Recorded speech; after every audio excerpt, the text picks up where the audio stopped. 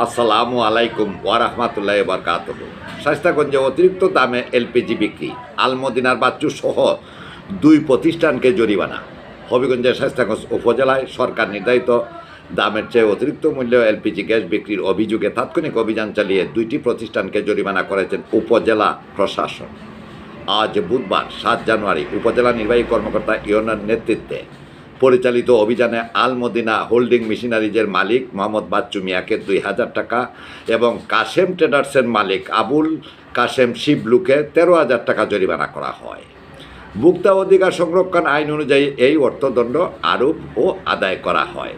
প্রশাসন সূত্রে জানা গেছে, বর্তমানে সরকার নির্ধারিত দামে 12 কেজি এলপিজি গ্যাসের মূল্য 1,306 টাকা, অথচ হবিগঞ্জের শায়েস্তাগঞ্জ সহ বিভিন্ন এলাকায় এই গ্যাস 1,500 থেকে 1,600 পর্যন্ত, এমনকি কোথাও 1,700 টাকা পর্যন্ত বিক্রি করা হচ্ছে, যা স্পষ্টভাবে অতিরিক্ত মূল্য আদায়ের শামিল। এ বিষয়ে উপজেলা নির্বাহী কর্মকর্তা জানান, সাধারণ ভোক্তাদের স্বার্থ রক্ষায় বাজার মনিটরিং জোরদার করা হয়েছে।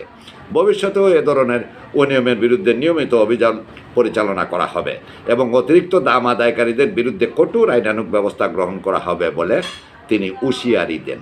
এদিকে বাজার বিশ্লেষকদের মতে আবুল কাশেম শিবলু এখানকার গ্যাস নিয়ন্ত্রণ করছেন, যার ফলে তিনি ইচ্ছাকৃতভাবে বাজারে গ্যাসের দাম বাড়িয়ে দেন।